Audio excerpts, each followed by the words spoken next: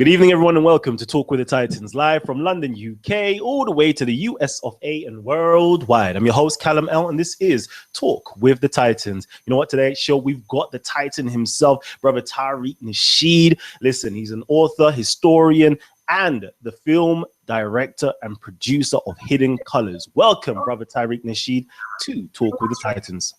Hey, brother, how are you, brother? Just getting all these sounds and stuff together over here. Hold on. Oh, I'm good, brother. How you doing, fam? I'm excellent. You know, everybody who's tuned in right now, please hit the share button and let everybody know we have got Brother Tariq Nasheed in the building with us. You know what? It's finally come upon us that we've actually had the great Tariq Nasheed on with us. We're going to be going into Hidden Colors. We're going to be talking about politics, economics, relationship, and of course, I'm going to be talking a little bit about the conscious community and the community at large. So please stay tuned for all of that great information. Now, Tariq, are you ready? Are you ready? Because I don't know. I don't know if you've watched Talk with the Titans before, but it's about to get real interesting right about now. Yeah. So let me know if you're ready. Yeah, I'm ready. Let's roll with it. All right. Okay. You know what? I actually have to, congratulate you because, you've literally accomplished a great feat of actually commercializing, publicizing, and even normalizing when I talk about I'm talking about Black people's, melanated people, history, culture, origins, and the broad spectrum of their consciousness to the global community. I'd like to know, what was your inspiration and motivation to actually keep you going with the project of Hidden Colors? Yeah, well, what the motivation was, we needed the information and nobody was giving the information out. The people in the dominant society, they're not giving us the information. And a lot of Black people with the means to put something like this out, they were afraid to put the information out. So we had to get the information and put it out without fear of any type of reprisal, any type of retribution. We got to start talking about our history and stop being afraid to do that. And that was the motivation behind the Hidden Colors series, just not having a fear of what people in the dominant society will think of us for telling the truth about systematic racism and the hiding of our history. Because when you talk about racism and the hiding of history, you have to point to the people who's doing the hiding and the people who's doing the victimizing, and that's the white supremacists. So that was my motivation, to really put the truth out. Great, excellent. As you said about the white supremacists, your new film, Hidden Colors, the religion of white supremacy. Yeah, that's correct. And that's dropping on May the 26th. I believe that's literally over the Memorial Weekend, if I'm not mistaken. It is. That's in 5 days. May 26th, man. It's going to be a hot one. A lot of theaters out here in the States, they're sold out already. The theaters are getting calls. People are flooding the calls for more screenings. We've added more screenings in certain cities, and they keep selling out. So people are very hungry for this information, and that's a great thing. This is a whole new paradigm shift going on with melanated people globally, where we are collectively, not just a small segment of the community, which is what we characterize as the conscious community, but you have so many Black people globally and African people globally really thirsting for this information. So we're going through a shift right now, and it's a very good thing. Of course. You know what, as well, we've had a lot of debate over here in the UK about racism. You know what, a lot of us been debating racism. Can Black people participate in the act of racism? Now, a lot of times we have this conversation is usually with the secular community and the conscious community. And I think both of us have different terminologies of racism. We have the colloquial terminology of racism, what we are all familiar with, but then also we have the theoretical understanding of racism and white supremacy. Now, I believe it was Frances Cress Welsing. She basically talks about racism being or racism and white supremacy actually being part of a system that permeates throughout the culture, permeates through education, permeates through religion, etc. I want to know, in your eyes, can Black people actually participate and be racist, or do they not have the economic or the power to actually be racist? See, that's the thing. When it comes to racism, racism is systematic. Racism is a practice. Racism is an action. Racism is something that you do. That's where the ism comes in. When you put the ism on something, usually that makes it systematic, just like communism, socialism, capitalism. So racism is a system that has many participants who will think, use action, or thought patterns, or talk or speak or do things that will mistreat, subjugate people who are classified as non-white. Black people do not have the power to mistreat, systematically harm, or do anything to people classified as white. Nowhere on the planet do we have the systematic power to do that.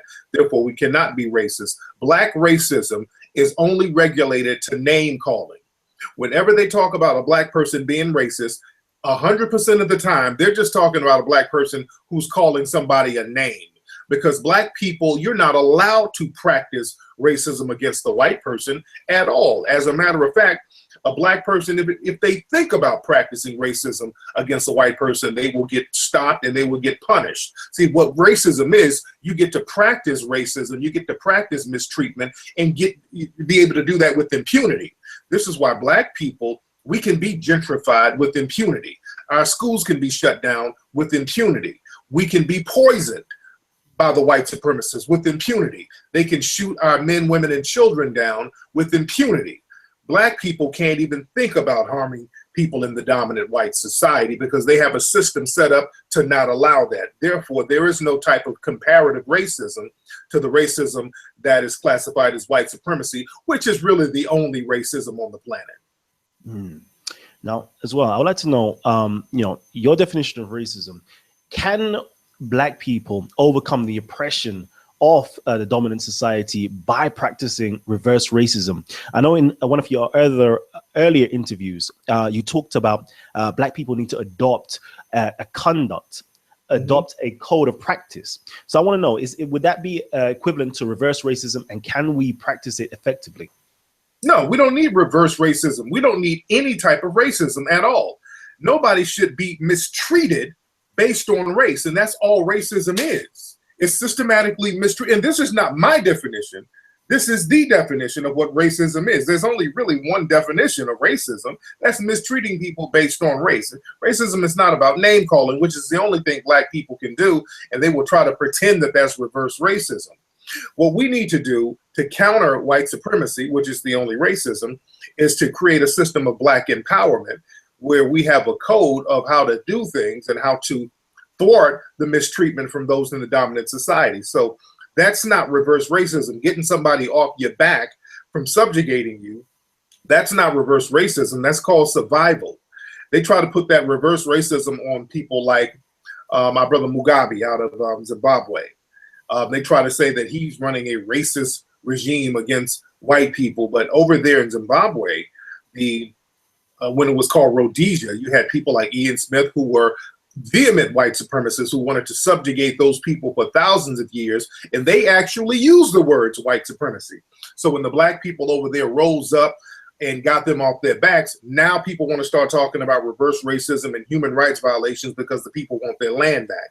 So we got to stop worrying about the white supremacists and the labels that they try to put on us, because look, they don't use logic.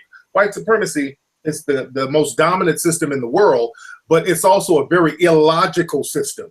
But the illogical system is a system that dominates us. So this is why we have to have a code in order to produce justice and not reverse racism. Now, Claude Anderson states that the nature of racism is economics. I'd like to know, how can we as black people empower ourselves with economics? How can we build our own economical base? Well, one thing we have to do, we have to understand how economics, politics, and a code of conduct go hand in hand. Whenever black people, especially over here in the States, whenever we try to put something together economically, the white supremacists, they will 100% of the time come up with ways to sabotage it. So this is why it's important for us to have our political game in order and also our military game in order. For example, you had a place out here called Tulsa, Oklahoma, which was the Black Wall Street. They were a very prosperous community. They had some political clout. The thing they didn't have a military structure, which is very important to protect yourselves from the white supremacists who are envious of any type of black success. And they burned that community down, which they burned down many prosperous black communities. Also, what they would do, they would rezone certain communities. When they saw a black community that was prosperous, the politicians would sabotage it by either building a freeway or rezoning the area and turning it into a ghetto. So this is why it's important for us to have politicians in our back pocket. So we have to understand the game from every angle.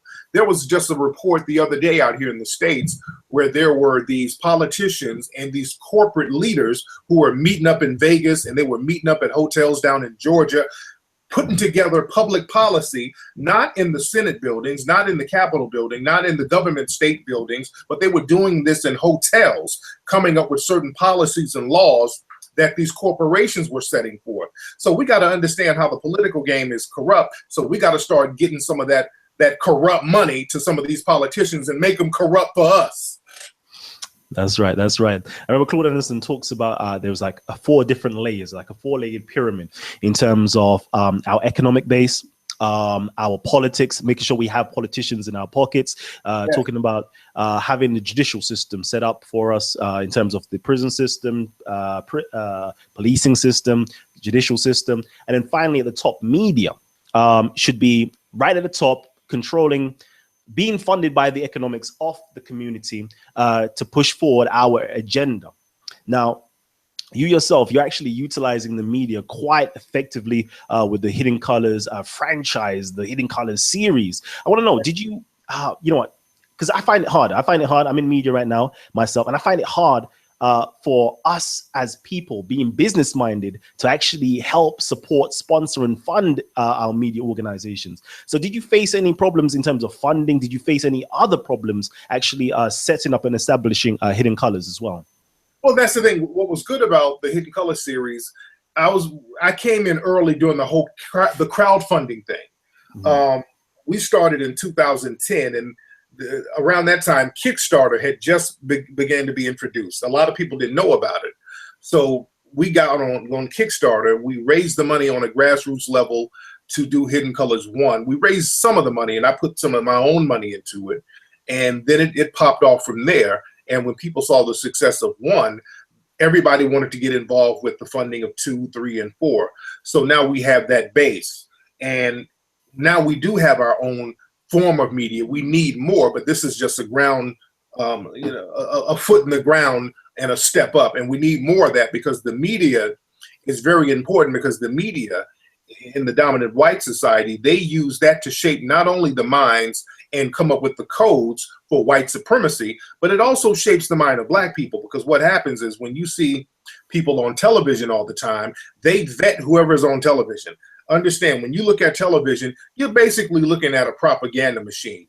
When you're looking at Fox News, or even when you're looking at CNN, they put people on who's basically going to say a script. Nobody's really objective on none of these television shows, especially these news shows. These shows are extremely scripted, and they vet people who's going to say what they want them to say. And usually these are people who are going to maintain the white supremacist agenda. And they will pretend to be objective by putting certain black people who are objective on there. But the black people are pretty much vetted by the white supremacists too. So they're not going to really challenge white supremacy like they should. So basically, when you get black people on the news, this is why you hear, well, what about black on black crime and we are our own worst enemies? And that's all orchestrated and designed by the white supremacists. So that's why it's important for us to have our media outlets. Definitely. And in saying that, for everybody who's actually new and just tuning in to Talk with the Titans right now, and may not know about Talk with the Titans. Talk with the Titans was literally birthed out of the idea that the intellectual giants, the titans of our community, should have a well-organized platform to present, discuss, and debate critical information affecting our community, proposed by you, our audience members, our community. So if you'd like to see any Titan appear on our show, last week we had Professor Griff. Week before that, ZaZa Ali. Before that, we had Sharif Bey, Minister Enki, Brother Polight, and so forth. Please support us and check out the channel, Titans TV. Please hit the subscribe button. We have great shows on the channel. As you can see, we've had great titans passing through. Professor Griff, ZaZa Ali, Minister Enki, Nazi, Yeshavel, Young Pharaoh, Brother Sarnetta, Dr. Matt, and so forth. And if you're into debates, please check out our debate section. We've got Speaker's Corner, which is literally, a British culture staple for over 200 plus years, where we have different ideologies, different people from different backgrounds come together, congregate every week to go Speaker's Corner, to have debates on various different topics, whether it's Christians, Muslims, atheists, Kemetics, you name it, we have these different dialogues come on. And please check out as well our different playlists, such as our African history and philosophy, where we've had Brother Ranoka Rashidi give us a fantastic presentation on African presence in Asia. Okay, so you know what, Brother Tariq, there's a famous quote by Aristotle. He basically says that poverty is the parent to revolution and crime. And we see, Black people are steeped in poverty, and we can see that the crime is taking place where we're literally getting funneled into the prison system at immense rates, at immense proportions. But I want to know about the revolution side. I want to know, how can we cause a revolution? How can we give birth to the next entrepreneurs, who I personally believe is the trendsetters, to actually free us from this type of oppression by getting our economic base up? So how can we safeguard our children to become entrepreneurial minded and guide them to be the next generation who causes that revolution? Well, the thing is, you have to teach your children, in order to teach them to be revolutionaries, you have to be a revolutionary yourself. The problem is, we have too many Black parents now in this generation of Black people who worship white supremacy. Let's be very honest. The reason why there has not been a revolution, you have too many Black people who have made white people their gods. Black people worship white people globally, not just in America, not just in the UK, but in Africa as well. I was in South Africa, and basically the white supremacists are being worshipped over there. They got pictures of white Jesus all over the Black communities, all over Africa. So we have this thing globally where we worship white supremacy. We worship white men and women, and you're not going to harm or displace something that you worship. Black people have become comfortable with being global slaves, and that's the problem. You got to get out of that slave zone and that comfort zone, because the thing is, Black people are not comfortable enough to do anything about white supremacy, but they're agitated enough to have a couple of protests. See what happens, they will pick us off one by one in very slow numbers. So we'll get agitated, we'll do a little rally, we'll do a little march, but then we got to go back to our iPhones, our Instagram, and Love and Hip Hop, and all the other niggatry that we're used to, and going back to work to worship white mommy and white daddy. So we got to start learning how to, first of all, be self-sufficient. We got to learn how to live off the land. We got to go back old school and learn how to farm and learn how to do for self. And again, learn how to put together an economy. Then we can start talking about revolution and all that. Because understand, if we had a revolution tomorrow, then what are we going to do Monday after the revolution? Because Black people are so dependent on white mommy and daddy, we'll starve to death by Tuesday. Because so many Black people have become comfortable letting white mommy and white daddy be boss. See, if there was a real revolution, and we saw a little glimpse of what would happen during Hurricane Katrina out here in the United States. There was a breakdown in society in New Orleans for a week, and all hell broke loose. Black people were dying in the streets. Black people were begging for help, and all the white people were running around with guns, picking Black people off, and Black people running around here stealing flat screen TVs and sneakers. So we don't have the mentality to have a real revolution yet. You got to get your mind right, and you got to get that white God out your mind. So there's a lot of work that needs to be done if we're going to be honest. Indeed, indeed. Indeed, indeed. You know what? Please, everybody who's watching right now, let us know that you're enjoying the information. Give us a big thumbs up. Let us know. I'm seeing the comments right now. So yeah, please drop the comments. Drop your questions as well. I will be actually drop the questions in about 10-20 minutes because I will be asking Tariq Nasheed all your questions. I can see you, Kaba Nebti Ankt. I see you, sister Nana Ama. I see you, and so forth. There's so many people actually tuned in right now. Over 300 people tuned in right now live. So please, let's create a bigger influx of numbers. So please, if you're watching right now live, please hit the share button and let us know that you're loving the information. Now, as we're talking about, the slave mentality and so forth, there's another quote from Ibn Khaldun, a great Arabic, historian, polymath himself. He talks about, nations, can suffer various different defeats, physical defeats and so forth. But a real way to actually cripple and destroy a nation is by, destroying their psychology or affecting their mentality. Now, with the Hidden Colors series, it literally sparks the mind. It literally starts to heal the psychology or the slave or I call it the nigger mentality of our people. So after watching these Hidden Colors series, what can we do? What's the next step? What other solutions can we take to actually resurrect our psyche to become, who we're supposed to be? And that's the thing in the Hidden Colors series. We always have solutions at the end of the movie. And all you have to do is just utilize the solutions that we put up there. We talk about the importance of building an economic base. We talk about the importance of educating our own children, because we got this thing where we think that a white education is a good education. Your slave master is never going to educate the slave. We have to understand that. They're just going to teach you how to be a better worker. So those are things that we need to utilize. Also, we have to, the real important thing is to have a code of conduct, because that's the thing that the white supremacists have. When you get a room full of white supremacists, they go on code immediately when they get around a room full of black people. The minute black people show up, they know how to get on code. They know how to do certain things. They know how to say certain things that's going to benefit them and make sure that white supremacy is in place. When you look at certain situations that happen to black people, one of the codes of the white supremacists is to never side with the black person against the white person. And that's a code that they live by. For example, you have people like George Zimmerman, who's a psychopath out here in the United States. He killed a young kid, Trayvon Martin. He was arrested for other crimes, other violent acts. And recently he just sold the gun that he used to lynch Trayvon Martin. And you still don't have too many people in the dominant white society speaking out against Zimmerman publicly. So that's part of the code of white supremacy. No matter how despicable a white supremacist is, you never speak against him in favor of a black person.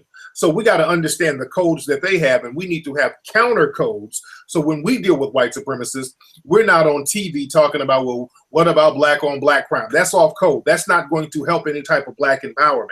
We need to have codes that's going to maintain and establish a system of black empowerment. The problem with us, we are taught to be rugged individuals.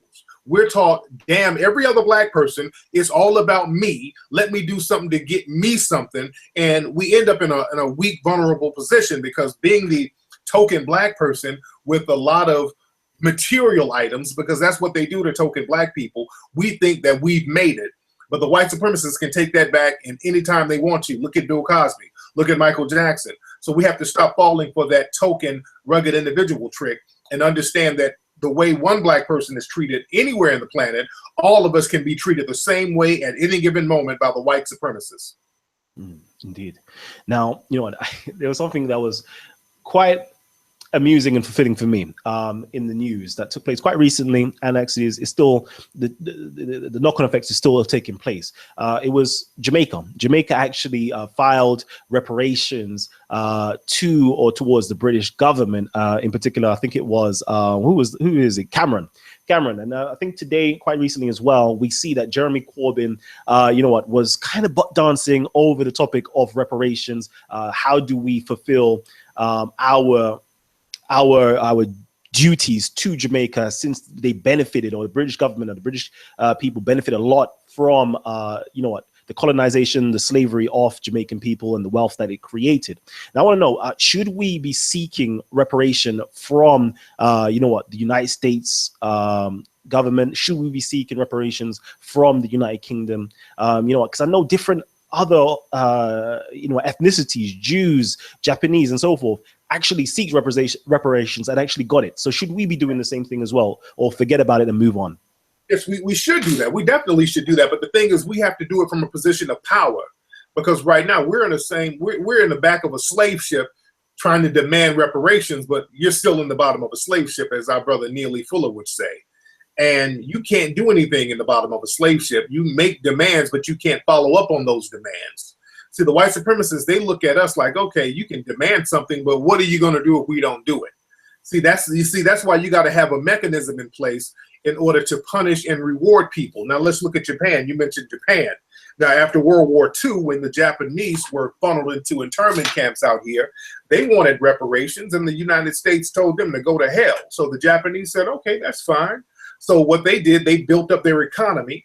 They learned the United States economy. They learned how to make certain products. They knew how to break things down and figure out how to remake them at a cheaper cost. So they built their economy up in Japan, and they started buying out a lot of industries. So when Japan built up their economy, and they could reprimand the United States economically by buying and selling certain corporations, then they stepped to them and said, okay, what about those reparations? And then they cut a reparations check.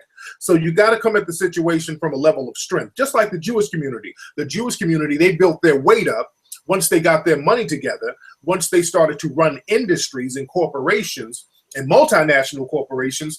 Then they went to the United States and started to get, not just the United States, but the European governments, and started to get reparations for what happened in Nazi Germany. So you got to do it from a position of strength. See, we want to stay on the bottom and try to make demands on the bottom. No, you got to help yourself first. And that's where the code comes in, because nobody's just going to give anything to us out of the goodness of their hearts. People, especially the white supremacists, these people, and I'm not talking about all white people. When I use the term white supremacy, I'm talking about the people who choose to practice mistreatment and subjugation of people classified as non-white. These people have been practicing a demonic system for 500 years, so they're not going to have any sympathy now out of the goodness of their heart. If they feel like they're going to lose something or they're going to be punished somehow, then they'll get on board. So that's what we got to start doing. We have to start creating a mechanism to reward and punish. Indeed. Yes. You know what?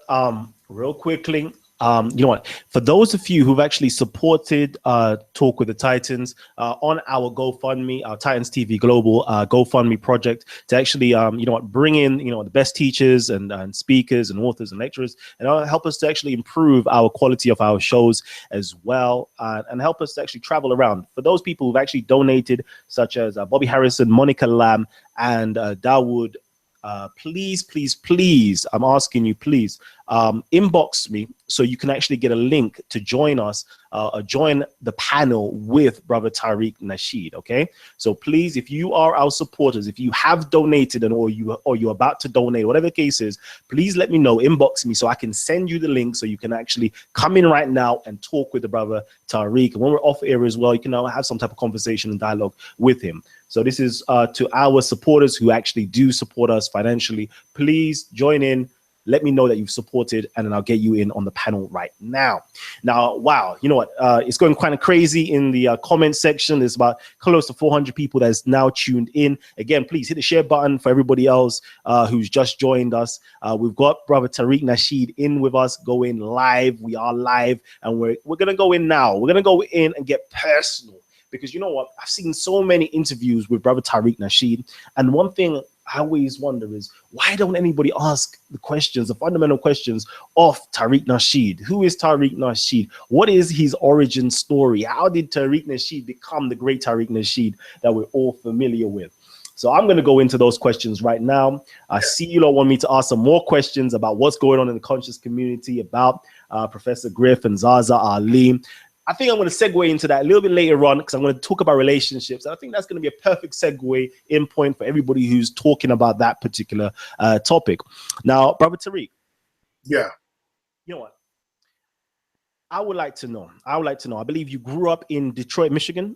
If I'm no, I didn't. A lot of people thinking I was born in Detroit, but I didn't grow up in Detroit. Mm-hmm. Yeah, I was born there, and I left there around 4 or 5.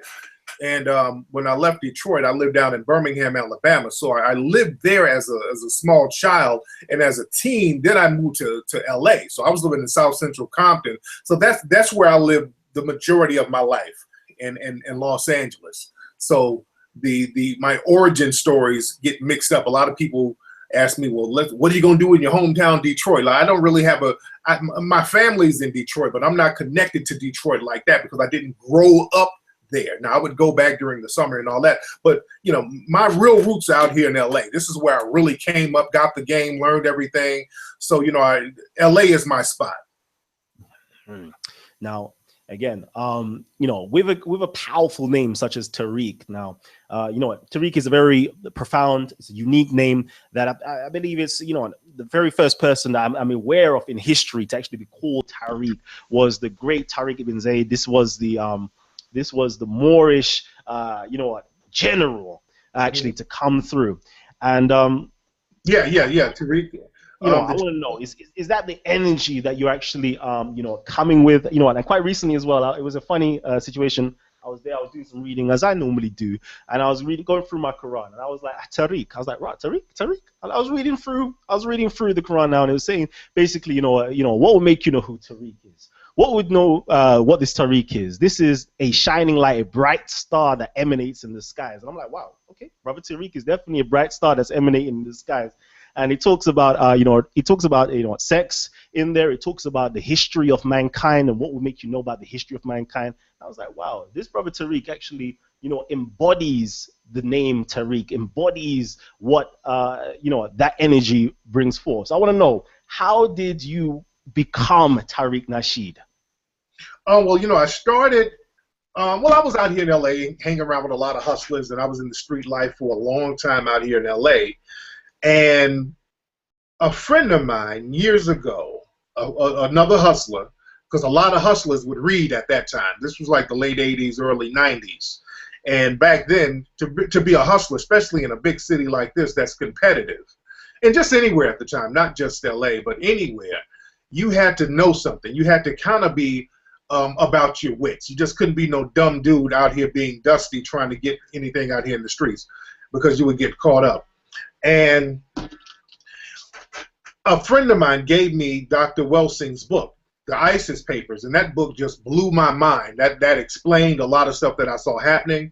That explained why whenever I went to jail, I would see mostly black people, because I always wondered that. I'm like, okay, well, I'm in a city that's predominantly white and Hispanic, but mainly white, and black people are like less than 10% of LA, but every time I go to the county, there's nothing but us up in there. So her book really opened my eyes to a lot of stuff that was happening. So I got that seed in my mind. Also, I would read books by ZaZa Ali, who I was a big fan of, and I'm still a big fan of. So reading these books and also being around hustlers and all that stuff, I started to write my own books in the late 90s. And my first book was a dating and relationship book, because I wanted to do a relationship book for players, for dudes who are not on that square, corny stuff, because at the time you had books like Men Are From Mars, Women Are From Venus, and all that. So the relationship book game was real big in the late 90s, because you had the whole Waiting to Exhale thing from the 90s. So there was all this war of the sexes thing going on. So I wrote my book. It was a book called The Art of Macking, talking about how men could step their game up, how men can meet women in the club, what to say, what not to say. So it was a lot of knowledge that I got from my street dudes, and a lot of stuff that I would read in books as well, because I would study psychology books and all this stuff. And the book became a big bestseller. And the book blew up, and I started to get major book deals. I got a book deal with Simon & Schuster to do another relationship book in 2002 called Player Be Played, Everything Women Need to Know About Men, Dating, and Relationships. So that book became a bestseller. Then I got another book deal by Penguin, which is another major publisher, and we did a book called The Mac Within. So these books are taking off. I'm doing a lot of mainstream television shows. I'm doing a lot of shows for BET, VH1, a lot of MTV stuff. And the relationship book thing is good, and I'm doing lectures all around the world talking about relationships. I've done lectures at Yale and all types of places talking about relationships. That's a big thing.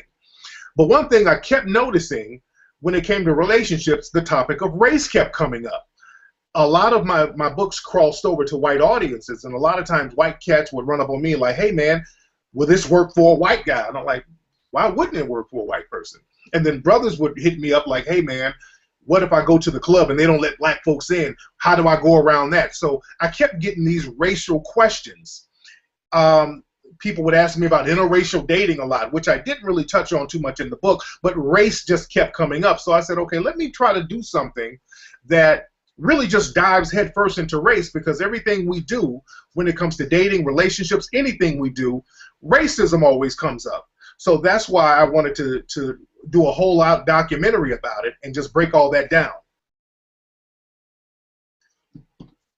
Sorry, okay. That's interesting. That's interesting right there, because one of your I found one of your interviews I found real funny. It was real hilarious. You literally said that you're not a player. You're not a player until your girl, a woman, busts the window out of your car. I wanted to know, what did you mean by that? Yeah.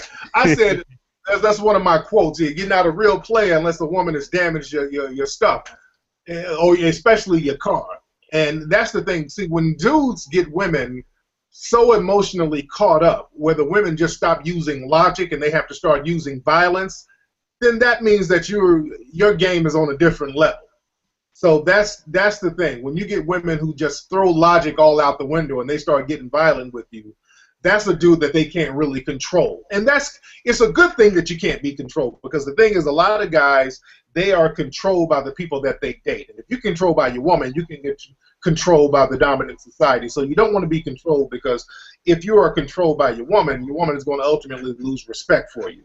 So always stay in control of your game and your mentality, and not necessarily control of the woman, but just control of yourself, because a lot of dudes get out here and get in relationships and they start getting coochie whooped and they don't know how to act, and then the women ultimately lose respect for them anyway. That's true. That's true. Now, before I actually go into that, I wanted to segue nicely into that. I would just like to, welcome and thank some of our audience members. We have over 450 people tuned in live right now. I would like to thank everybody who has actually donated. My brother Ron right here, he donated, and he's on the panel right now. So thank you, my brother. Also, my brother Wali Ahtab. Thank you for donating as well and being on the panel with our brother Tariq Nasheed. We're going to go into your questions. We're going to answer some questions a little bit later on from you guys. But I want to go in right now. I want to go in because, one of our last shows was brother Professor Griff. That show has done numbers. It's currently on 90,000 views at present. And it was going in on actually ZaZa Ali. And I know, ZaZa Ali has mentioned your name quite recently as well.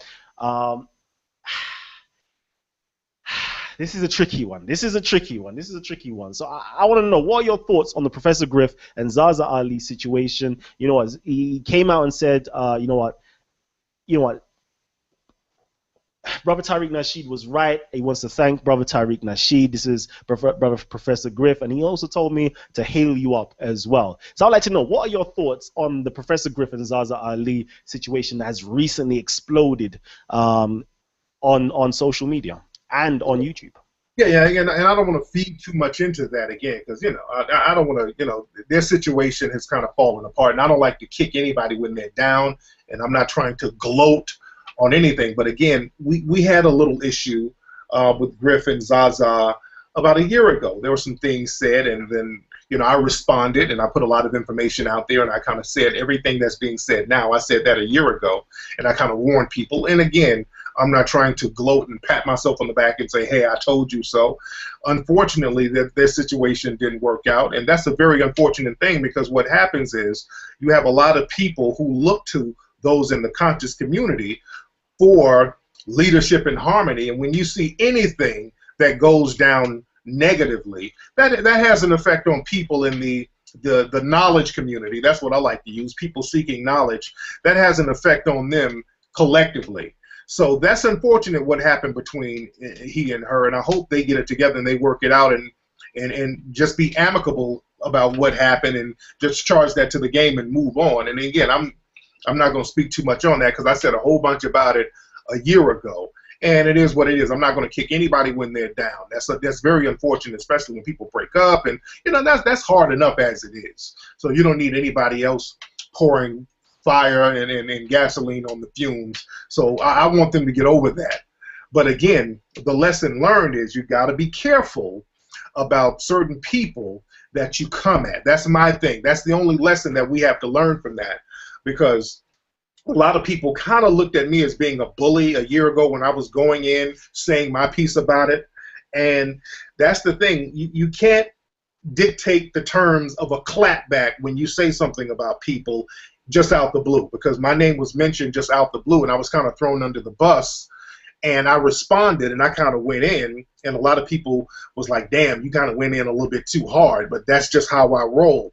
But again, I don't want to have any kind of beats with anybody, because we're all victims of white supremacy. So the last thing I'm going to be doing is arguing with another person on the bottom of a damn slave ship with me. You understand? So I want all of us to be in a position where we can get up out of the bottom of the slave ship and replace the system of white supremacy with justice. Definitely, definitely. So the moral of the story is, don't go to war if you haven't got any ammunition. If you ain't got no bullets, don't go to war. And also the message is, let's go to war with the white supremacists. That's the real message. Let's not go to war with each other. Let's go to war with the people who's really dominating all of us. Definitely, definitely. You know what? I'm going to open it up right now. You know what? To give my thanks and appreciation to our individuals who have donated to the Titans TV GoFundMe. So please, Brother Ron, if you've got any questions, please ask one question and make it real quick to Brother Tariq Nasheed. Yeah, thank you. One question, Brother Tariq. Peace. What's going on? Hey, sir, how are you, brother? Good. I want to know if you would consider, maybe thought about it, maybe didn't, your next Hidden Colors, maybe inviting somebody from the so-called conscious community. Well, the thing is, I like to invite scholars. That's my thing. Right. I like to invite people who are scholars, or people who are active in the community in some way. And when you look at the Hidden Colors series, you see a lot of people who are scholars or who are active. And the key word is active, because we get the conscious community and the scholar community. It's mixed up now. The conscious community, it gets kind of lumped in with the John Henry Clarks and the Khalid Muhammads and all that. And these people, they were not the same as what's going on now. A lot of time, what we have now, what's now called the conscious community, basically a lot of people sitting around debating nonstop. Now that's cool in increments, but you got to get up and do something. You got to have people who put out bodies of work and who actually make a difference in these communities. We don't have that like we used to. And the few that we have, those are the ones that we have in the Hidden Colors series. We have Brother Kaba, he's above the conscious community. This brother was a real educator and still is a real educator. We had ZaZa Ali. This sister is a real educator. She put out a body of work. She's gone toe-to-toe with the white supremacists on a national forum. Dr. Welsing, who's been in many of the Hidden Colors series, this sister she transcends the so-called conscious community. This sister put her life on the line and fought white supremacy to her death. So that's who we have in the film, people who are active doing things. And if you are active and if you're doing things in the community, I look for people like that, because we're always looking for new faces to put into the films. So you know what? There's actually a debate coming up between Brother Polight and Tommy Sotomayor putting the black woman on trial. So I take it, we're not going to see a Brother Polight or Brother Tommy Sotomayor on Hidden Colors ever? No, I don't. And that crisping, that's what we call him. That he's a non-factor, and that's the thing. If we're going to be serious about building something, we got to stop bringing in non-factors, people who are just clouds of nothing, nobodies, basically internet trolls. And this is what I'm talking about. You got people who are extremely insignificant to the role of anything, and we're bringing certain people into the mix, trying to have serious discussions with people who live to just get any type of attention imaginable. And that's the problem. Certain people have to be put in certain boxes. You don't take certain people seriously when it's time to talk about serious stuff. Certain people are there for ridicule. You shouldn't have clowns in the same room as kings. So we got to get off that. That's another thing we do to waste time. And whenever we talk about building something, all of a sudden we got kings in the room, but then you got clowns sitting next to them and nothing gets done. So we got to get off that.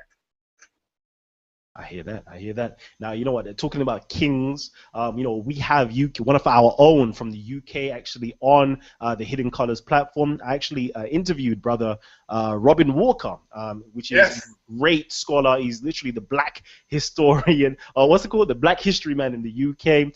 We Yes. actually had him in the studios, beautiful setup.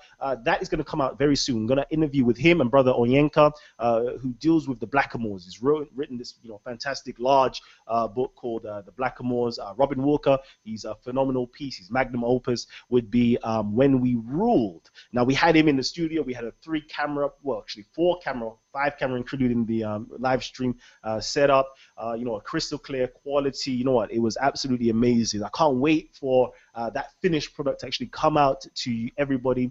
So please be prepared to actually see that. Now, tell me, how was it actually working with Robin Walker, as well as working? I'm on IMDb right now, and I'm seeing the host of individuals you've got on Hidden Colors 4, such as Jim Brown, Killer Mike, Phil Valentine, Boyce Watkins. So tell me, how was it actually working, first of all, with one of our greats, Robin Walker, and actually getting everybody else involved in the mix as well?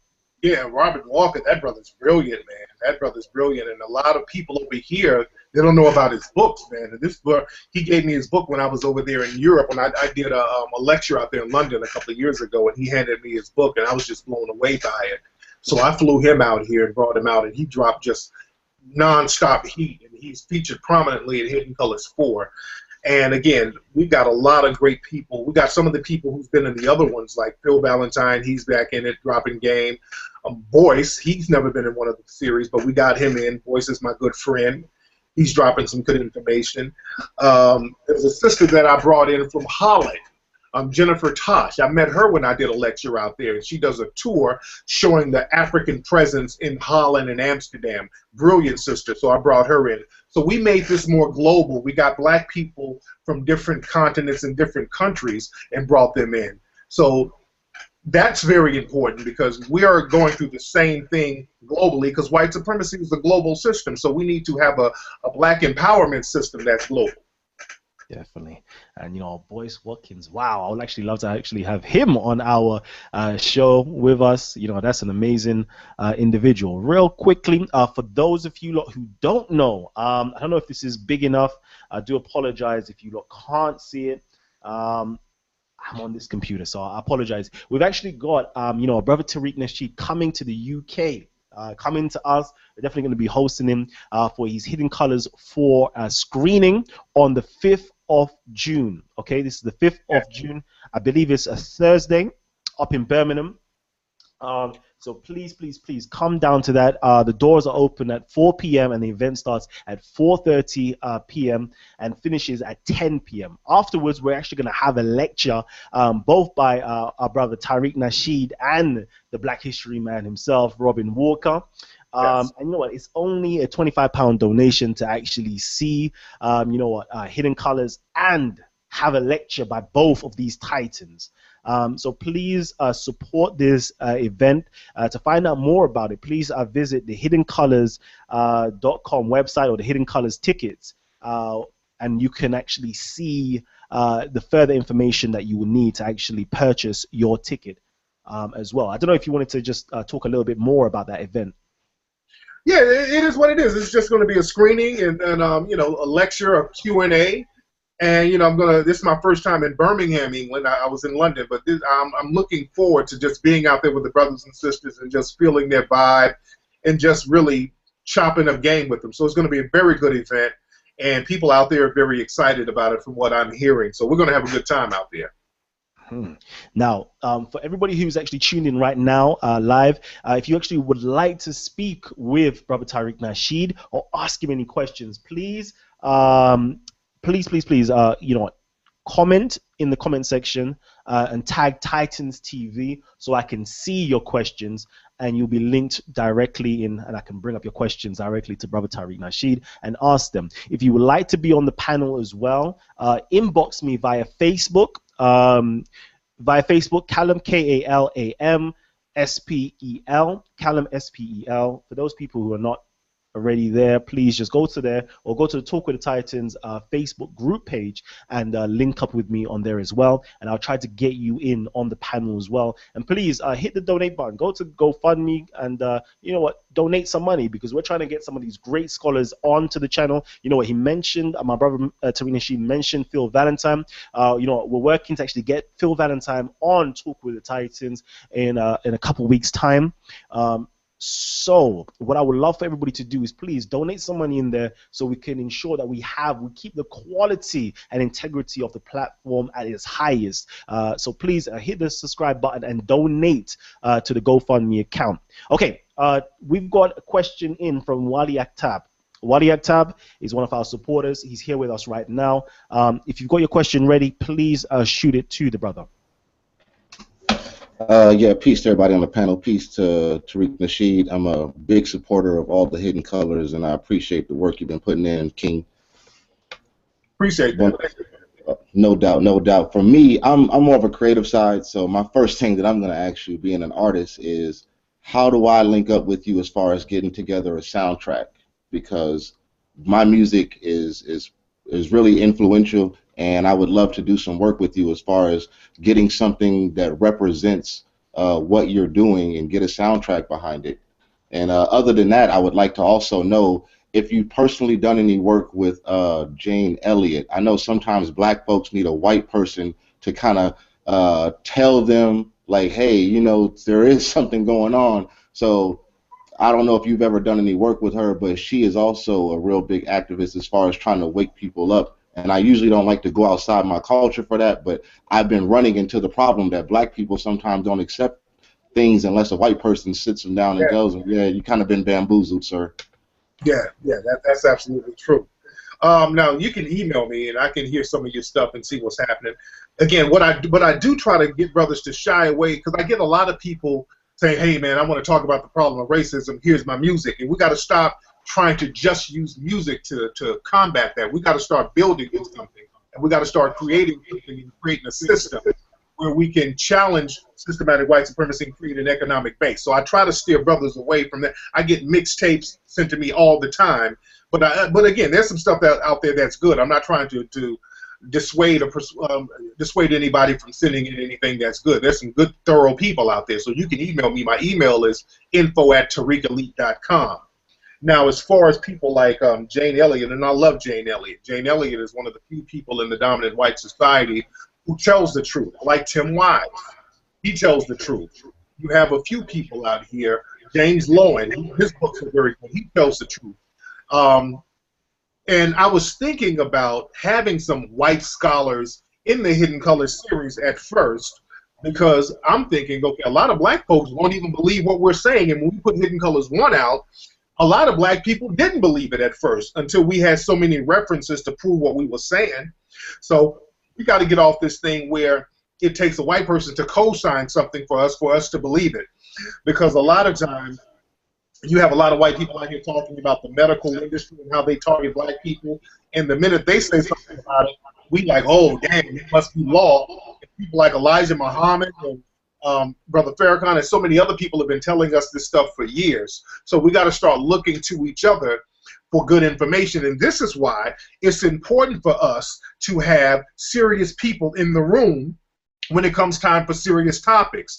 Because if we're putting clowns and trolls and nobodies in the room to have serious discussions, that dissipates all the seriousness of the discussion, and then you start looking for white people, because white people know not to have their clowns in the room with them when they're trying to talk about something serious. They're not about to have their trailer trash and their nobodies and losers and internet trolls in a room where people are talking about some serious business. We got to start having a vetting process so that we can be taken seriously when we do put the knowledge out there.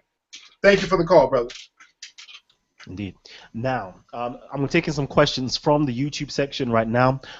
You know, we've got a question from Ruben R. It says, Titans TV, what are your thoughts on Morgan Freeman's The Story of God series and promoting the main religions all worshipping the same God? Well, I haven't seen the series, but the thing is, we can't say it's Morgan Freeman. Let's be very clear. Morgan Freeman don't own no network. Morgan Freeman is hired to do a job. So these are people, basically the white supremacists. They've hired Morgan Freeman to basically, say what they want him to say. And I haven't seen the show. I'm not saying it's good or bad, but that's just the white supremacists doing what they do. So we have to look at it from that standpoint. Always look at the main suspect, as our brother Neely Fuller says, and that's the white supremacists.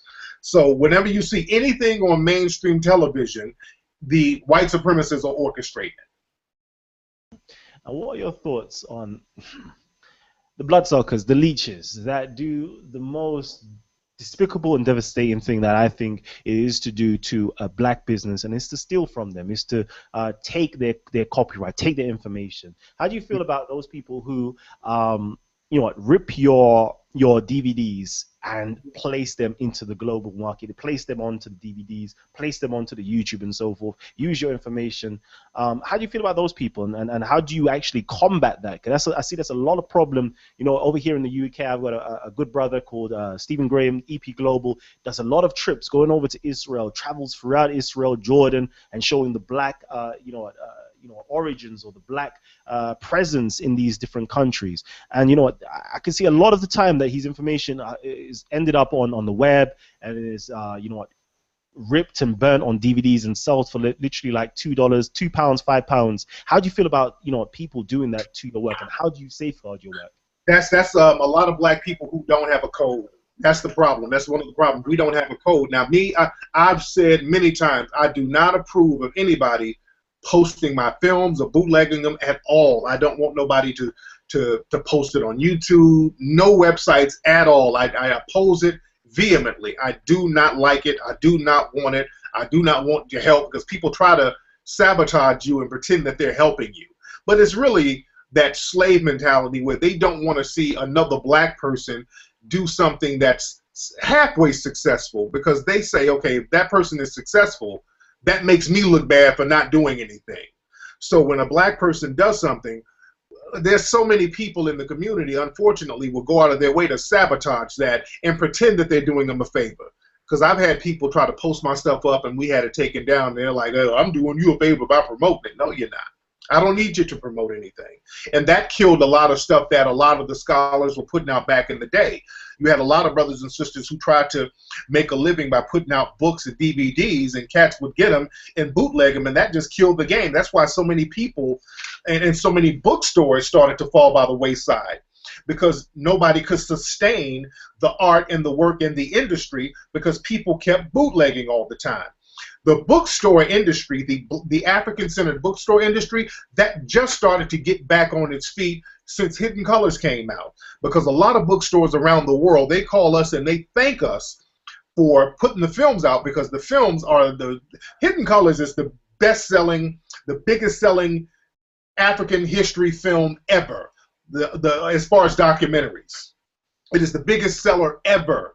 And bookstores all around the country and all around the world, they have people flooding in trying to get more books from some of the people who have been in the films and references that we talk about in the film. So that has created a resurgence of this knowledge and this information. So we got to start maintaining a system that we can maintain so that the bootlegging won't kill it like it did in the 90s. So we got to get off that thing. And again, I was talking to my dude Dame Dash, Rockefeller Records, and we were talking about handling bootleggers, and he really dropped some good game on me, because me and my crew, we got this mentality. If we see bootleggers somewhere, we're just we're gonna take the material from them if they got it from us. We're gonna step to them. But Dame was like, hey man, I used to do that too back in the day. This is Dame talking. He was like, yeah, back in the day when they used to bootleg our records for Rockefeller, we would flip tables and all that. But we learned that most people who buy bootlegs are dusty anyway. They're not going to buy a real record anyway. And the bootleggers on the streets, you can use them as promotion to a certain degree. So screaming on them ain't the best idea right now, because now they'll do you like they did OJ. You start screaming on people about your own stuff, they steal your stuff and you try to get your stuff back, and they'll charge you with a crime for stealing. So you got to be very careful about that. And my man Dane was dropping some real good game. So that made me kind of back off, step into the bootleggers in the streets, but I still don't condone that. So that's the thing. We can use that as promotion, but that's not a good look. It's a way to sabotage black progress. I remember when our brother Tyler Perry, before he got his major deal, he was putting out his DVDs, and he had to beg people, hey, man, will y'all please stop bootlegging? I mean, we're not a major company yet, so you guys, bootlegging is sabotaging what we're trying to do. So we got to get that up out of our community where we want to throw salt on the next dude. Just like when a black business owner opens up a store, black folks, unfortunately, we will target that person to shoplift from because we know that they don't have the same protection as a white or Korean store. A cat will go to a Korean store. You better not dare ask them for a discount, and you better not dare steal anything because they'll blow your brains out, and they have the white supremacists who's backing them up. But they know that another black person don't have that same protection, so he's just as much of a victim as you are, and it's very easy to target another victim of white supremacy. So that's cowardly, and we got to get off that. Yes. Now, we got one of our previous titans reoccurring with us right now, Brother Lord Abba. I believe Brother Lord Abba has a question. Yeah, Islam, Brother Kalam. Peace, Brother Tariq. Hey, brother. My question is about movies. You know, the Hidden Colors movies is great success. Thank you, beloved, as a Grand Sheik in the Moorish Science Temple of America. When I move about with my fez on, people see me, they ask, are you a Moor? I say, yes, I am. And they say, have you seen Hidden Colors? That's one of the first questions that I get asked by people. Have you seen, I don't care where I'm at. So my question centers around a major film. Like, you know, I'm working on 3 little projects right now. I'm no professional by any stretches of the imagination. But I spoke with the brother Tariq Alexander, who did the movie Stick Up Kids. We've had a dialogue as well. And one of the scripts that I'm working on details, of course, I have a Moor bias. So one of the scripts that I'm working on details the Moorish conquest of Spain. And I'm just writing it because I believe that it needs to be written. Not only that, I'm putting the pieces together for a movie on Hannibal, which I would like to see 50 Cent play Hannibal, and a movie on Queen Nzinga. Because these are 3 wars where our people were directly fighting the Romans or the Europeans, as we call them. And I think the movie on the Moors really highlights what it would be like if we were in control, if we were in command. We would create a literal heaven on earth. So my question to you, based around that premise, is that do you think about doing major films like that? Because I think something like that would be huge. We get all of our R&B, you know, our rappers, our R&B singers, entertainers, we get them to have little, you know, 10, 15-second spots in the film like that, and really bring the light of one of the last great civilizations we had to, you know, on a big screen like that and let the world see it. Do you, you know, ponder on those types of projects? I do think about projects like that. As a matter of fact, our brother actor Michael J. White, he was putting together, he was trying to get a movie about the Moors out. I think you can see the pilot. He did a pilot some years back, about 5-6 years ago. It was called The Moor. He was doing martial arts, and real thorough brother, man, and real smart, by the way. And, you know, we do need to do projects like that, bigger budget projects. And I've done horror movies, and I'm doing another crime thriller later on this year. And also, speaking of the Moors, I have a video game that I put together called Moorish Kingdom. It's at moorishkingdom.com. It's a game app that you guys can check out on iTunes and on Google Play, talking about there's Moorish characters. It's the first video game that has black characters, Moorish characters, as the lead. Because the Europeans, they go out of their way to not talk about the presence of the Moors in Europe, and they had a very dominant presence there, and they act like it didn't happen. So, and also in Hidden Colors 4, we go a little bit deeper about the Moors in Europe, and we talk about how the religion of white supremacy was born out of the battles with the Christians and the Moors. We go real deep into that. And also we touch a little bit about our brother Noble Drew Ali as well, because we got to give him props on reintroducing that knowledge of the Moors and all that to us. And that's a whole deep thing right there. I would like to do some stuff about a whole thing about the Moor Science Temple, the Sundry Free Moors Act, and just, I can do a whole documentary about that itself. But we do need to do more narrative films talking about history, especially West African history, like the Queen Nzingas and the Madam Tinubu and Mansa Musa. There's so much that happened in West Africa, and Hidden Colors 4, we're touching on that a lot too. So I can't wait till people see that. Just real quick, I would like to say, when I first seen the advertisement for you coming on, I said that would be great if this brother did a documentary on Prophet Noble Drew Ali, even juxtaposing that a little bit with Marcus Garvey. So, honest to you, brother, and keep up the good work. And, I want you to keep going and going and going until you break whatever glass ceilings that they, quote unquote, try to put in our way. Great speaking with you, brother. Thank you so much, brother. Yeah, that's real heavy, man. A lot of folks, man, don't know with Noble Drew Ali, a lot of movements were born out of the Moorish Science Temple, like Rod Muhammad, Elijah Muhammad. It's a real deep history, man, that a lot of folks don't know about. Mm-hmm. Yeah, wow. You know what? We got so many questions coming in. Wow, I'm just reading all the questions. I don't know if we can fit them all right about now. But real quickly, for those of you who are new to Talk with the Titans, and let me just give you again some more background information. Talk with the Titans was birthed out of the idea that the intellectual giant should have a well-organized platform to present, discuss, and debate critical information affecting our community. Our main objectives, is to A, unite the conscious community across land and sea, B, unified through shared understandings of different perspectives, bridge the gap between the community and its leaders, foster the next generation of Titans, and share and critically evaluate useful information. Now, what we're trying to do right now is bridge the gap between the community and its leaders by actually asking, questions from our audience members straight to our leaders in the community. So right now, I'm going to ask a question from Brother Ehud. And he says here, what are the different mechanisms of white supremacy, and can you quantify their individual operations? Brother Tariq Nasheed. Well, the thing is, the white supremacists, they operate as a group. And this is where our brother Neely Fuller talks about how we have to use the term suspected white supremacists for those who we don't know are for sure white supremacists, because somebody's a racist in a system of racism. You got a lot of people who are in denial. See, that's the new trick of white supremacy. See, back in the day, the white supremacists, they would wear their racism on their sleeve. They would brag about being white supremacists. As a matter of fact, all the great forefathers, and I use the word great with sarcasm, but most of the forefathers of the United States and even in Europe, they were white supremacists because they used the term white supremacists. They told us that they were white supremacists. So it's not an epithet. My Facebook page got banned today. I got in Facebook jail. That's what we call it.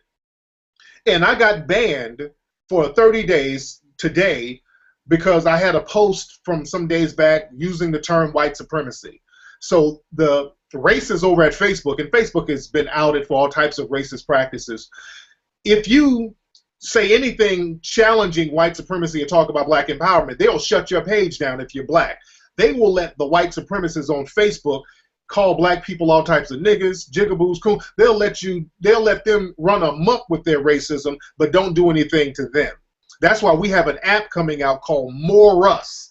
It's coming in July. It's going to be an app that's comparative to Facebook, Twitter, and Instagram, but it's going to be centered around African global empowerment, so that we don't have to depend on the Facebooks and the Twitters and all these people banning us anytime we start talking about anything that's about empowerment, because they'll let us twerk, they'll let us put fight videos up all day, but the minute you start talking about challenging racism, then your page gets locked and you can't get in for 30 days. So the thing is, we have to understand how racism works, and we have to suspect certain people of being racist and treat them just like the regular open racists if we suspect them of being racist. Straight. Now, you know what? There's plenty of debates that circulate inside of the community. One thing that is come up to me is that you said that we shouldn't vote. We shouldn't vote unless we have the powers and the means to actually control the outcomes, the agendas. We got lobbying groups, legislators, and so forth in our pockets, or we are those individuals that has that power to actually influence things. That's the time when we should really vote. So I would like to know, if you had an opportunity to debate, what topics would you debate and who would you debate them with? As far as a politician? As in just general. What is like a hot topic on your mind that you would love to debate and crunch your teeth. And regardless of whether it's racism, religion, politics, economics. I would debate the white supremacists. There's one white supremacist, Ben Shapiro. He goes on tours around the country spewing white supremacist rhetoric, and he's well known in the white supremacist community, and I would really like to debate him. There's another white supremacist named Jared Taylor. Some of the big-time white supremacists, those are the ones I want to go at. And any politician, especially white, I don't really like to debate other black people because we're both victims here. What two victims sitting up debating each other, and we're still going to go back to the bottom of the slave ship at the end of the day. So that's kind of pointless. So I like to debate the people in the dominant society and the power society so that we can come up with solutions on what we're going to do about this race problem, because we got a thing now in the dominant white society where they want to pretend that there's not a race problem. Our problem is black on black crime, or we need to focus on gender inequality. So we keep getting the Jedi mind trick, and I want to focus on what the real issue is and has been for the last 100 years or 500 years, which is systematic white supremacy. So that's the only thing I would debate on what we should do about white supremacy. Strong. We've got over 500 people tuning in live right now. I'd like to thank everybody who is actually watching right now, and please give us a big thumbs up if you are loving the information. And if you're a new subscriber to the channel, tell your friends about Talk with the Titans, about the amazing shows that we do have on Talk with the Titans. A couple days ago, we had Minister Enki coming on, talking about health, talking about in the medical industry actually poisoning us in terms of Monsanto and the water supply, the medical industry, with the cancer and misdiagnosing patients and so forth. We're also going to actually have, I believe it was Adam Blake, was the individual that you mentioned, the white guy, who was talking about, similar topics about, the medical industry as well as other companies are poisoning the water and so forth. We're actually going to have him coming on, later on in June as well to actually, talk with our audience as well. Now, I've got a question here. This question is from Charles Ifusa. And it says here, Titans TV, why doesn't Tariq ever talk about the Jews in his movies? And what's his views on the Hebrew Israelite movement? Okay. Now, usually that's Crispy Sotomayor trolling. Whenever that comment comes up anywhere, that's really Crispy Sotomayor trolling in a chat room. He trolls every time I do interviews like this. He will usually get in the chat room and troll the same comments. When I did the Breakfast Club, he was trolling Charlemagne, asking him he tried to ask certain questions, but I shut that down. So that's usually Crispy, and we call him Crispy because he's very ashy, and he trolls that same question over and over again. And this is why I said we got to watch who we bring into our communities trying to talk about serious topics. We can't bring internet trolls into serious topics. I've talked about Jews and all that, and many times over, and my answer is the same. What Jew are you talking about? Because we still got to deal with white supremacy. We don't have a Jewish problem. Our problem is not religion. And that's my answer. I've answered that many times in many interviews. When you look at African Jews who's over in Israel right now, coming over from Ethiopia, Israel has a right of return law which says all Jews all around the world can come there for safety, away from discrimination. But African Jews, when they go there, they're being discriminated against, they're being mistreated, they're getting marginalized. So what role did they have? They're Jews, but people say, well, I'm talking about the white Jews. Oh, so you're talking about white supremacy. So all roads lead back to white supremacy.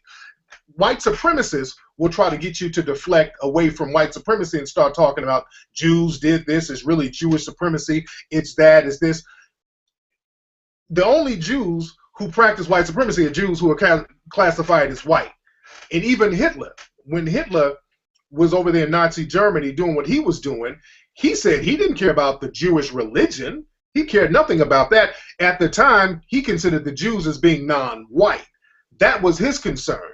So the thing is, our problem is systematic white supremacy. It's not Jewish supremacy. It's not the Illuminati and all that. The original Jews, some of the oldest Jews are jet black, so they don't have any supremacy. So when we talk about Jewish people in the slave trade, we're just talking about different facets of white supremacy. All of the white supremacists are the same. So breaking up the white supremacists in little sects don't mean anything. Donald Sterling was Jewish, but he's still a white supremacist. So when I talk about white supremacy, that's an all-encompassing term. See, that's why I don't get splintered up like that. I don't talk about the Illuminati, because when you talk about the Illuminati, you're talking about white supremacy. I don't talk about the Trilateral Commission. You're still talking about white supremacy. I'm not talking about the Jewish bankers. You're just talking about white supremacy, because ain't no black Jewish bankers, and there are plenty of black Jews. So we got to stop letting people try to get us off the focus and focus on systematic white supremacy, which is the real problem. And again, stop letting little crispy insignificant coons who have to pay for their YouTube hits, who don't have any audience whatsoever, stop bringing them into real conversations so that real people can come together and get real solutions happening. Jeez, fire. I love that. I absolutely love that.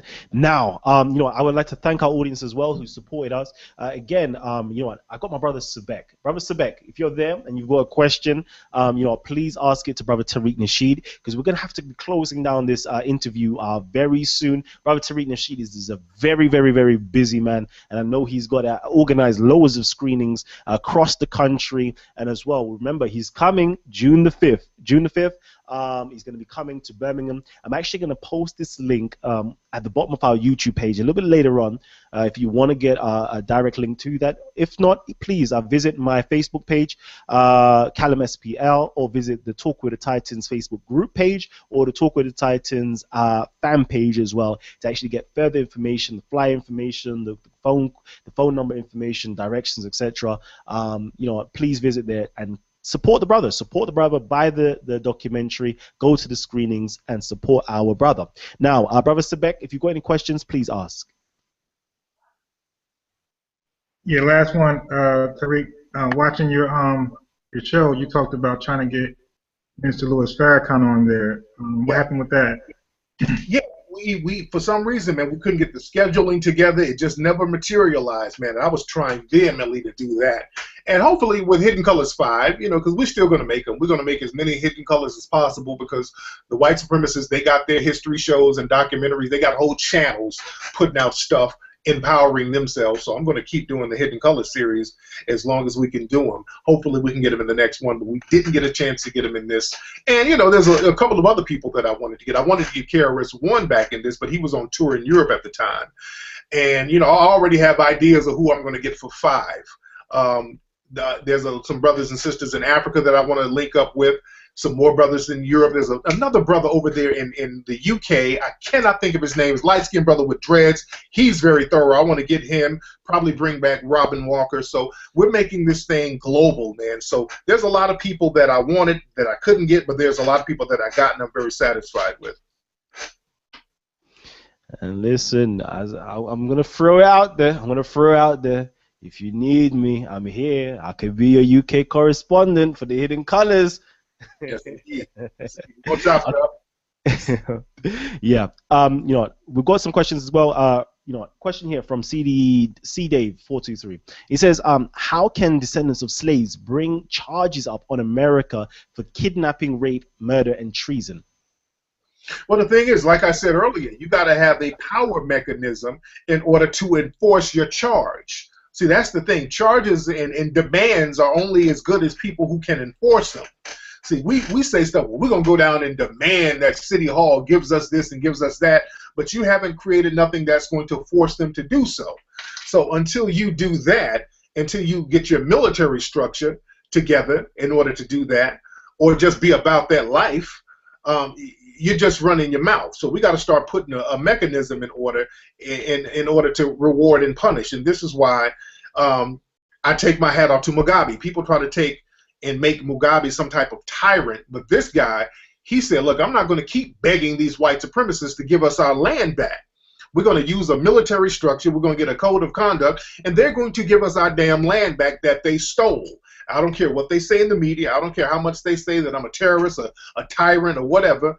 We're going to take what's rightfully ours, and we're going to do it by force, because now we have a code of conduct, and we put together a military to back up what we're demanding. So we got to stop letting them try to marginalize black people who don't want to be subjugated to white supremacy, because that's the thing. Whenever you want to stand up for yourself, black folks, we're told to distance ourselves away from those revolutionary black people. And then we get scared and we start acting like little white supremacists ourselves, looking at them as troublemakers. Understand this. Malcolm X's birthday was a few days ago. But when Malcolm X was alive, do you know that a lot of black folks, when he was alive, black folks, a lot of them didn't like Malcolm X. A lot of black folks looked at Malcolm X as a troublemaker. A lot of black folks in the 1960s were perfectly fine being subjugated to white supremacy. We got to be very realistic about that, especially a lot of the older black folks. It was the younger people. See, our brother Malcolm, he galvanized that younger audience. The older black folks were perfectly fine, shining shoes, being maids, drinking from the colored water fountain. Long as they could get the drinking party on Saturday night, they were good. Now that Malcolm died, and also Dr. King became more revolutionary before he died, and a lot of black folks weren't rocking with Dr. King. They looked at him as a troublemaker too.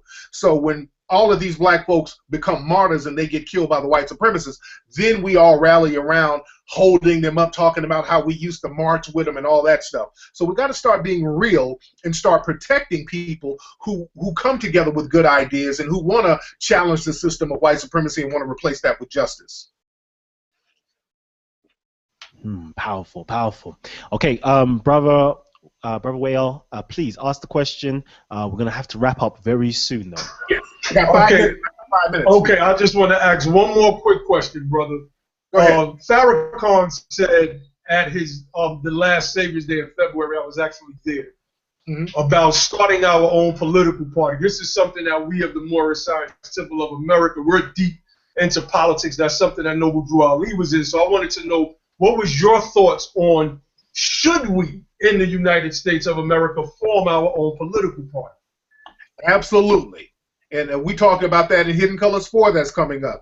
We should have been done that. If we form our own political party and leave the Democrats and the Republicans alone, they're just two sides of the same white supremacist coin. If we had our own political party, we could leverage our vote so they would be doing our bidding. They would start campaigning for our vote and campaigning to do something for us. The Hillary Clinton and Trump, they don't even pretend to do anything for black folks. Hillary Clinton knows all she has to do, and that woman her and her husband has decimated black society more than any Republican nominee has ever done.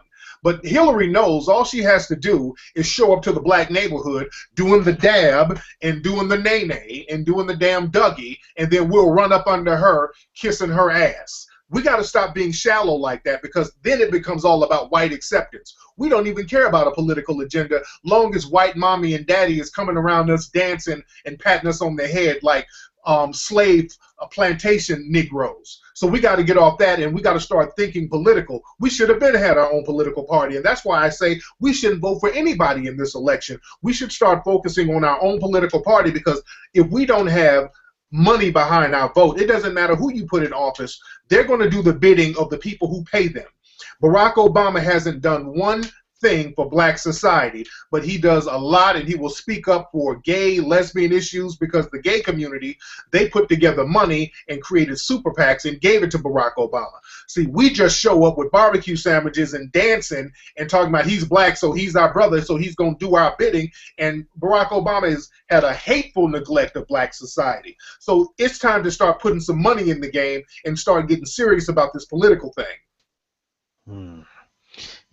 Definitely we need to get serious about that. UK brothers as well, we need to come together, man. I don't think we have anything like that in terms of a political party out here. So I definitely think we need to come together. I think a lot of us don't even vote and don't know the the importance of voting, because we don't feel enfranchised to actually vote. We don't feel that we have power, control, we own anything. We don't feel like we own anything. We don't a part of something. So we we neglect those things there. Now, I'm going to ask my final question. You know what? My final question, I'm going to have to just leave it as this. And this question is about Umar Johnson. Right. Okay. Okay. This question says, ask about people getting at. Okay, so tell me about Umar Johnson and people setting scams and exploiting the people. Okay, I don't know. I need to rephrase that question because I'm not quite getting it. Yeah, Unless you got it. Unless you got that question. I don't get it. I don't get the correlation. Okay, so now let me know your thoughts on Umar Johnson. The great works that he's doing in terms of the school system, and should we be supporting him? And how should we best support Brother Umar Johnson? Yeah, Umar's doing his thing. Umar's been in Hidden Colors 1, 2, and 3. He's not in 4, unfortunately, but he's been in a lot of the films. And brilliant brother, brilliant orator. The brother has a lot of great ideas. So that's up to the individual to look and see what they can get out of the knowledge that he brings, and they can take it from there. I'm cool with Umar. I love Umar. That's my brother, man. Umar, I put him in the films for a reason. This brother brought a lot of good energy to the film, and we put him out there on a global scale so that the world can see how thorough he is. And I'm very proud of what the brother has done as far as traveling and really getting the information out there. So it's up to the individual. Whatever you see or whatever you can take from his lectures and his work, you make that applicable to your life. And people, there's scandals and all types of shit, but they throw scandals at me. People always trying to put me in some kind of mix. So that goes with the territory. So it's all about the knowledge and the message that the people get. If people go and see us and see brothers like Umar and me and Phil Valentine and David Banner, they can get a good message and get something that they can use and deal with in their lives, when so be it. That's what you do. There. Now, again, thank you, Brother Tariq Nasheed, for appearing on Talk with the Titans. For everybody else who's watching right now, please hit the share button, share this link with your friends, and let everybody know, we've had Brother Tariq Nasheed on the show, giving us an in-depth talk on Hidden Colors. We went into his own personal life as well, finding out more about him.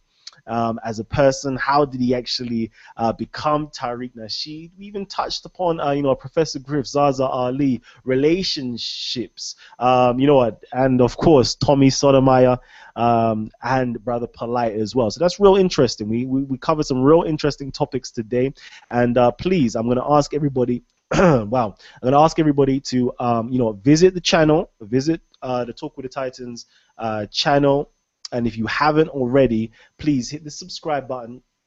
Hit the subscribe button, and check out some of our past shows with our past Titans, such as Minister Enki, Brother Sharif Bey, Brother Professor Griff, ZaZa Ali, the Amun Ra Squad, Nasi Yashavel, Young Pharaoh, Dr. Ma'at, Brother Polight.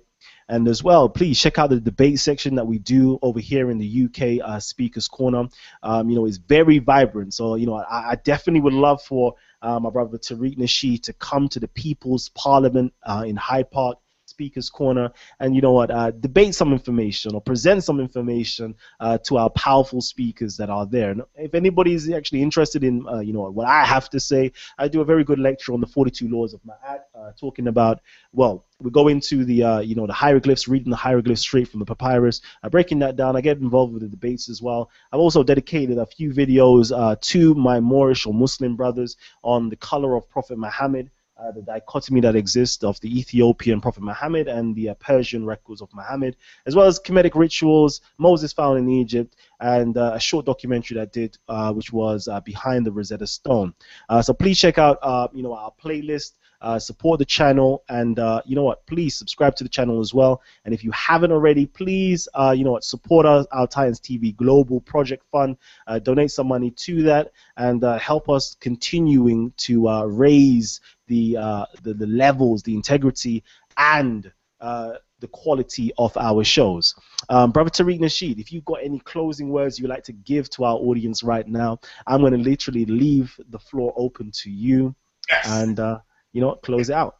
Listen, y'all follow me. Everybody can follow me on Instagram at Tariq Elite, TariqElite. Follow me now, and we can chop it up. You guys definitely go to HiddenColorsFilm.com to get your tickets to see Hidden Colors in theaters in 5 days all around the country. And also, you can get tickets for the UK showing of Hidden Colors, HiddenColorsFilm.com. Also, check out my weekly podcast at TariqRadio.com. Check out the new app that we have coming out called More Us, MOORUS.com. Also, check out the video game app that we have that's out now on iTunes and Google Play. That's MoorishKingdom.com. Also, some of my other movies. I got a horror movie called The Eugenist. You can check that out at TheEugenist.com. We do a comedy show, a comedy YouTube show called Crispy Puppet. Go to crispypuppet.com. Very funny stuff on crispypuppet.com. And I got some more movies and stuff coming up. You can go to kingflexentertainment.com to find out about my new movie projects. And follow me again on Twitter at Tariq Nasheed. And everybody right now is just screaming out, "Crispy, crispy!" I don't know if that's I don't know if that's in reference to Brother Tommy. It's probably the puppet, the crispy puppet. It's about an ashy puppet that is bipolar who you got to see it. Just go to crispypuppet.com. It's a comedy show. It's very funny. Man, I have to check that out. I definitely have to check that out. Brother Tariq, if you could stay a few more minutes, just a couple more minutes with our guests, our panelists, just a couple more minutes, just to show. I think they would love to show you. I've been on here for a long time. I told you. I know. We're going off here right now, but just to show you gratitude. For an hour, I gotta run. My wife is texting me. I'm hungry as hell. I'm holding you down. I'm holding you down. Give me an English muffin or something. Oh, you over there? I'm going to look after you. As soon as you come over here, I'm looking after you. I'm going to close the show down right now, and then afterwards, just kick it with them for a couple minutes. So, you know what? Thank you, everybody who's tuned in right now. It's been an absolute pleasure to have Brother Tariq Nasheed on the show, and, we've had some fun tonight. So, I'm signing out. This has been Talk with the Titans, and I've been your host, Kalam L, signing out. Peace to you all.